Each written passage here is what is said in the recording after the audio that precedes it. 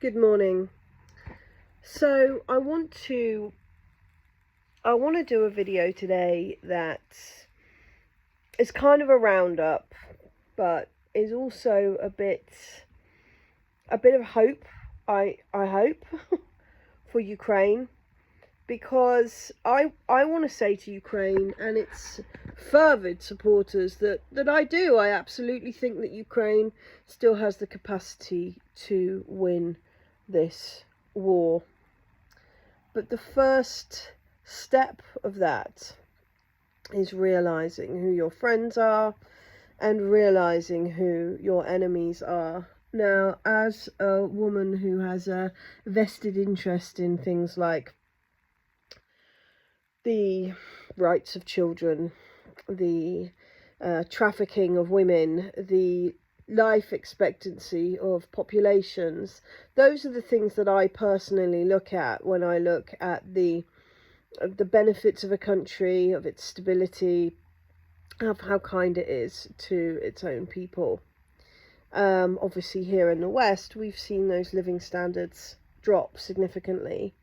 One of the biggest reasons why I proudly voted to leave the EU was because of the issues that happened in Romania when Romania became part of the EU, which meant the levels of human trafficking rose dramatically. I can also look at the situations we've had with immigration in the UK, and say that it's not just the workforce here who have had their labour reduced to unworkable levels.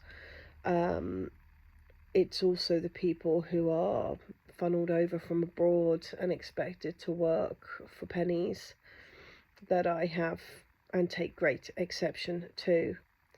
I say this because I want it to be clear that my issues with migration are not because I have some deep-seated hatred for other cultures, quite the opposite.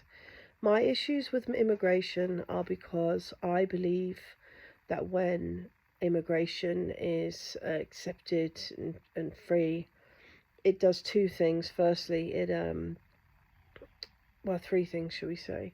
Firstly, it allows cheap labour to be brought in from abroad, which separates people with skills and benefits to their own countries from their own countries. Secondly, it reduces the cost of labour in the country where that immigration is occurring to unworkable levels, to levels where people can't afford their own lifestyles. And thirdly, I've forgotten what the thirdly was, and I added it in, didn't I? I'm sure I'll remember when I watch this video back, but that might have to wait. Oh, sorry. And thirdly, it allows eugenics. And, and I say that because it's so clear in the West at the moment, and it's something that we have pushed on us so much that, we can't afford to have kids. I get that. I've got 3 kids. I can't really afford them, okay? I rely on the equivalent of a food bank every week. We have to make ourselves work to the bone to try and get by. It is a hard life having children, but I am well aware that having 3 children will make my life easier when I am older, and is what is inherently beneficial to the planet. And you can tell me a lot of faff about climate change and how everything's awful and we're all going to die, and you know what, I've heard it all. And the idea that we're all going to die in 50 years and the idea that everything was wonderful 50 years ago is something I'm very, very familiar with, and essentially comes down to a human inability, a psychological inability to deal with our own mortality. So most of us weren't alive 50 years ago, so we think everything was wonderful then. And most of us won't be alive in 50 years, so we think everything's going to end then. In reality, the world will keep turning and things will change and adapt. Anyway, slightly off tangent. Ukraine. So Ukraine finds itself in a mortal peril, I would say. Ukraine has, Zelensky has led his people with understandable lack of diplomacy, with an understandable failure to understand democracy, with an understandable ease of being manipulated by people far cleverer than him, who have given him just what he wants, which has been money. And, he was chosen very well for that role. I saw Mr. Biden stand up in Lithuania, just yesterday. I watched him on the telly, did a speech on the 12th, and, he was clapped and cheered as he lamented the evilness of the Soviet Union and how awful everything that came out of the Soviet Union was. And I thought to myself the same way I did when Lindsey Graham said, Russians dying, best money we ever spent. I think these people don't realise that he's talking about them. And Lindsey Graham was not just talking about Russians, he was talking about Ukrainian Russians. He was talking about the Slavic people, the death of the Slavic people, because to Lindsey Graham, that is 100% the best thing that could happen.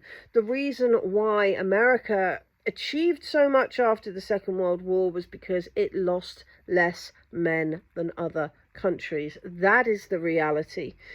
America swung it in at the end, took what it considered to be the best parts of Nazi ideology, technology, and medicine, and it flew back off, having left a few bombs behind, making a few countries feel like they needed to pay it for many, many years, solving the Great Depression in the process. Much of that happened because the Slavs lost 27 million men. 27 million people, not just men, people, civilians, babies, soldiers. That's going to impact your birth rates for a long, long time. Ukraine are the Slavs. This is what I'm trying to say. The Ukrainians, like those in Kosovo, like those in Kuwait, like those in Pakistan, have been led to believe that fighting their brethren is the way for peace. And I think that with social media as it is, and the way that we can all kind of discuss things and look back on what's happened in Iraq, and what's happened in Serbia, and what's happened in Northern Ireland, and what's happened in all these different countries where we've tried to do these things, what's happening in Korea, is we can look back and we can see what is really going on. And Ukraine being told that it could fight Russia was one of the cruelest moves in recent history. That's the reality of this. That's what this all comes down to. Zelensky stood alone, looking angry, to the subject of many memes, which I do not blame them for. The one I found funniest was the one that compared his upset with the finding of a substance in the White House. That did make me chuckle, that perhaps he hadn't got what he'd ordered for Vilnius. Anyway, but Zelensky is angry, and Zelensky has every right to be angry, because Zelensky has been used for the useless idiot that he has been. He has been manipulated. The guy was even willing to sit down and talk to the Russians in April 2022, and Boris Johnson, of all people, was sent to prevent that happening. And it has to be said that Boris Johnson should be held responsible for the deaths of 450,000 Ukrainian men, because whether we like it or not here in Britain, we have to acknowledge that our ex-Prime Minister did that he went and prevented peace. And why did they prevent peace? What did they offer? They offered endless support. They offered a blank check. They offered everything Ukraine needed to defeat Russia. Defeat Russia. Let's just bear that in mind. Let's cast our mind back to a situation where someone has defeated Russia. The only thing I can think of is the Bolsheviks, the Bolshevik Revolution. And even in that situation, you know, the Bolsheviks ended up with an ideological path which worked well, you know, until it didn't, until it really, really didn't. And one of the reasons it didn't work well was because of CIA involvement, you know. The end of the Soviet Union is muddy, and we're told that it isn't. One man went mad and everybody died.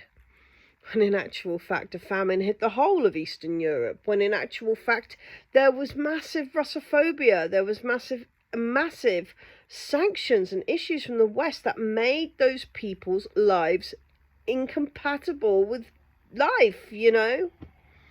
That was the situation. It's not so black and white or red and gold or however you want to look at it. But I can't think of a situation where a standing army has beaten Russia in the last, what, 200-300 years? You know, I mean, maybe we can go back further if you like, but I mean, Poland has flipped on and off the map with its endless attempts to try and take Russia. It's just never been successful. My goodness, they really read it wrong, didn't they? And on that, you know, do I look at Ben Wallace and Boris Johnson? I have to leave Biden out of this because the man just makes me rage. Do I look at these men in the West and see men who have deliberately led Zelensky and an entire country into absolute peril based on what happened or what they thought was going to happen? No, I think that just like every other time where they've armed separatists and they've told them to fight their brothers, I honestly believe that the Yanks and the British and NATO honestly believed that this would work, okay? They believed that we would be here. Vilnius has been being plugged for months. It's been the most, I mean, it's like the Olympics this year. It's gone beyond a NATO summit into something far else, you know? It's become a spectator sport. It's fun, you know, fantasy. Because they thought Vilnius, 2023, Vilnius in Lithuania, an ex-Soviet country. Amazing. We can go to Vilnius and we can talk about how Russia has crumbled and fallen and Putin is disgraced and the Russian people are in peril and they've got no money and their economy's destroyed. And instead, what do we see?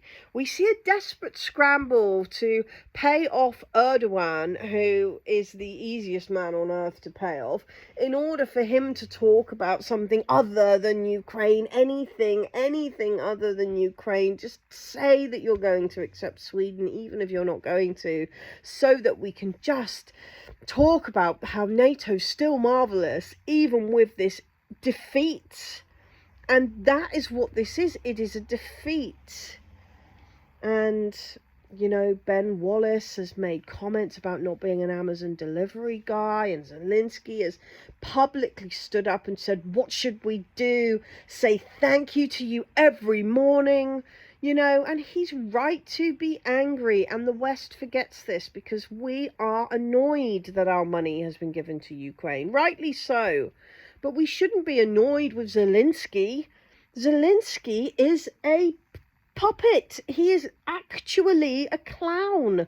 His job was as a comedian. He was chosen for this role because he has no common sense, because he has no military sense, and because he would not say no to some cash in his back pocket and told how to behave. That is the reality of Volodymyr Zelensky. We knew what he was. He's been that for far longer than he has been president of Ukraine. But can Ukraine still win? Yes. Ukraine can still win. Ukraine can win quite simply by looking at who the enemy really is here. Looking at who gets what from Ukraine's situation and choosing to vote with their feet and go towards the people who actually want Ukraine to prosper. The West doesn't want Ukraine to prosper. You can think that that's the reality or not, but I think quite clearly from finding out that in the original draft proposal between Ukraine and Russia, Russia okayed EU membership to Ukraine. You can see that this is not about Ukraine prospering. It's quite the opposite. This is about reducing the Slavic birth rate. This is about making sure that there aren't more Slavic men having Slavic babies, which will invariably take over and become the number 3, industrial production hub behind India and China, respectively, according to the people in their countries. That's what this is about. America didn't want to be number 4, This was about figuring out a way to break up Russia so that they could further surround China, so that they could continue with this aim of destroying China and doing the same thing, going in and causing trouble and making people fight each other. This is what they make their money from. This was about the Eurasian Alliance and the breaking up of the Euro-Eurasian Alliance. And if you look in the American, it's not the Constitution, but the things that America will not allow, the Euro-Eurasian Alliance is in there. They do not want it. They don't want that part of the world to be united. They have that written. This isn't conspiracy theory or lies or conjecture. This is fact. This is what they have written in their communique. We will not allow that to happen again because they are so terrified of a force that's anything close to being what the Soviet Union could have been in a different circumstance and was in the Second World War. Joe Biden stood up in Lithuania, of all places, and decried the Soviet Union as being nothing good, as being evil. The Soviet Union rescued Lithuania from Nazis. Lithuania became a big part of the Soviet Union. Scientists, doctors, medical advancement, arts, history, all of this stuff came from Lithuania as part of the Soviet Union. Whether you like it or not, that is its history, its culture. Joe Biden didn't just stand on that platform and decry Russians. He decried Lithuanians to rapturous applause from Lithuanians, and I could not believe it. So, what does Russia want for Ukraine? And I'm not talking about, do they want them to be known as Russian, or do they want them to be known as Ukrainian? Do they want this? I'm talking about, what does Russia want for Ukraine? Read the Budapest Memorandum. Budapest Memorandum was written when Putin was the head lawyer for the KGB, and it's pretty obvious that it was written by the same dude who wrote Minsk 1 and Minsk 2, e.g. Vladimir Putin. Okay, it is a framework for peace, and it was broken by the Americans, but it was a framework for peace. Trade, fine. Military, not fine. We need to make sure that the military security of Ukraine is protected and that it is not invaded by America or Russia alike. That was what Budapest said, and it was rejected. Well, it was signed and then ignored by America, not Russia. America went into Ukraine with weapons and armed separatists and nationalists, some of the most horrendous people you can imagine. That's the truth of the situation. So what does Russia want for Ukraine? Russia wants China to be able to build the Silk Road. Russia wants Ukraine to continue to sell grain with it. Russia needs Ukraine. Most of Russia is on an ice ridge. It needs Ukraine to be productive so that it can buy grains and minerals and, you know, produce from Ukraine. In fact, you know what? That's what the whole of Europe actually needs. We all need Ukraine. Ukraine provides so much food, but it provided it to Russia as well. And I think people don't get this, you know.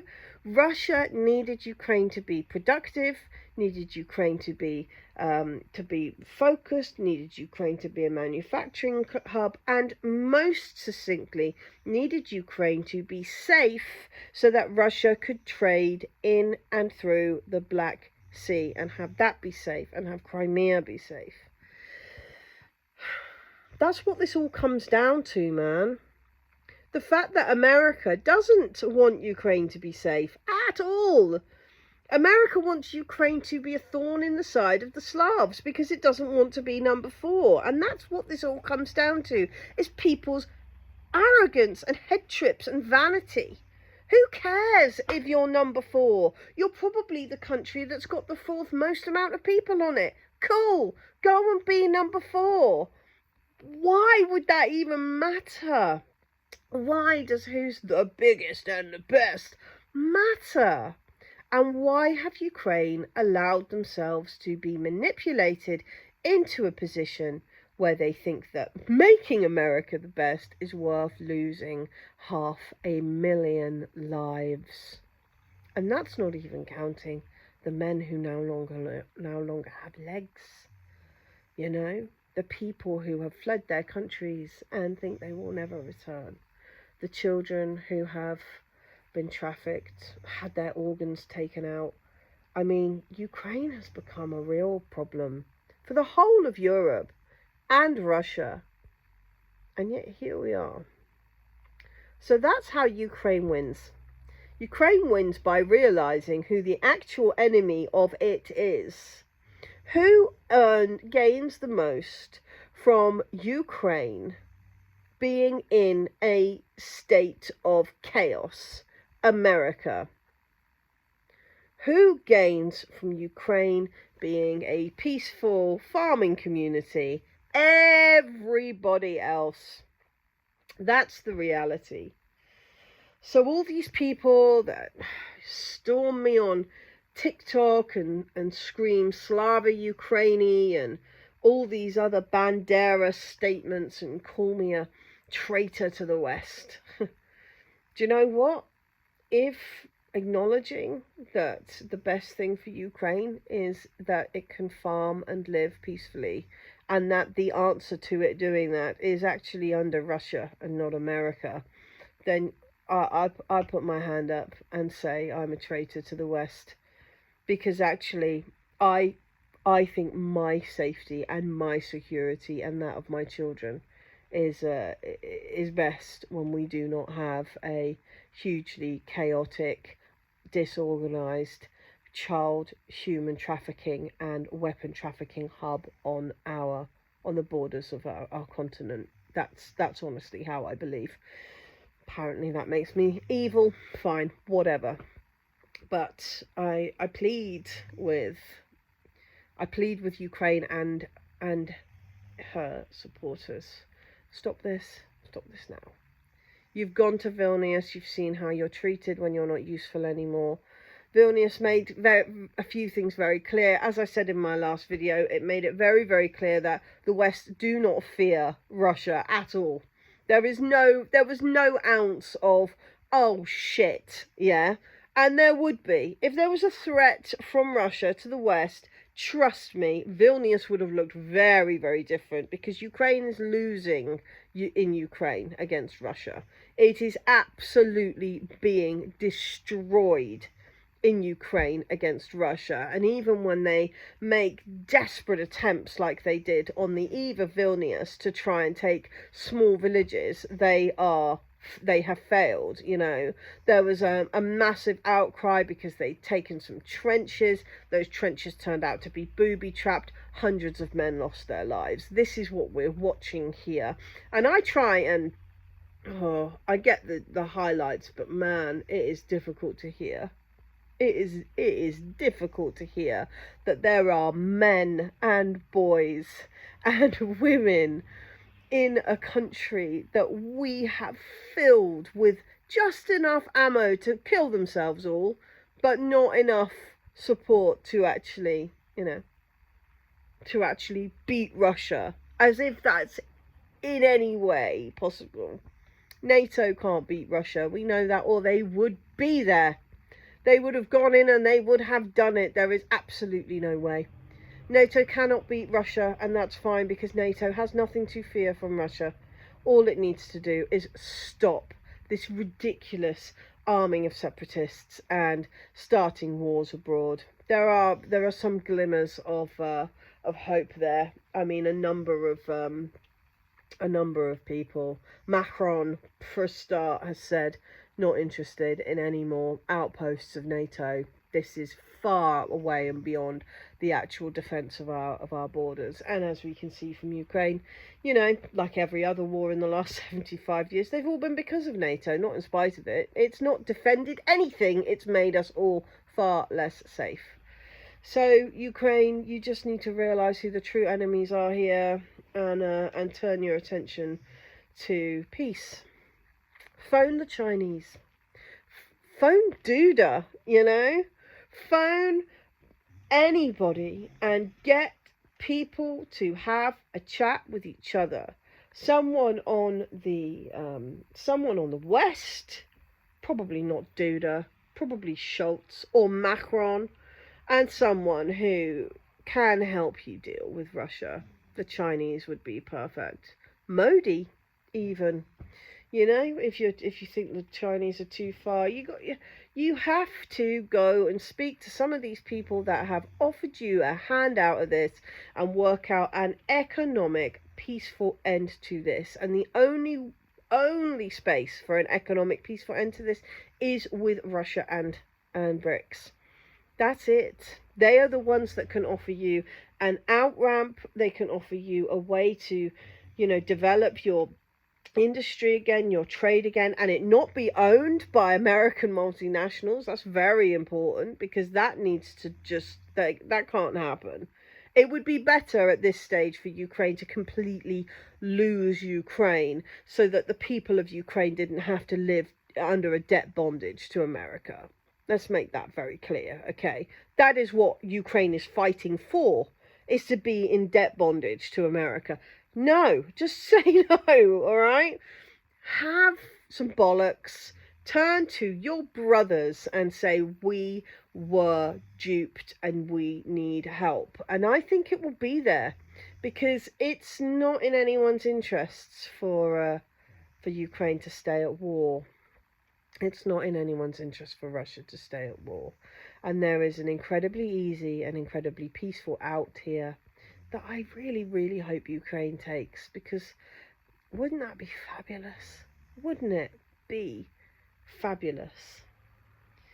I'm not surprised Zelensky's angry. I think Zelensky's done. He needs to retire and go somewhere, probably Israel, where he'll be safe for a few years. But there is no way that a man with no diplomatic capacity can deal with the next step. But Ukraine can. They absolutely can. There is a clear answer here, and it has already been given. So that's my video for today. As I've said before, you can support me on Patreon. You can buy me a coffee. I'll put my links down below. These are really, really helpful to myself and my family at the moment. So thank you everyone that's supported me thus far. Do please subscribe to this channel and like this video, and I will speak to you all soon.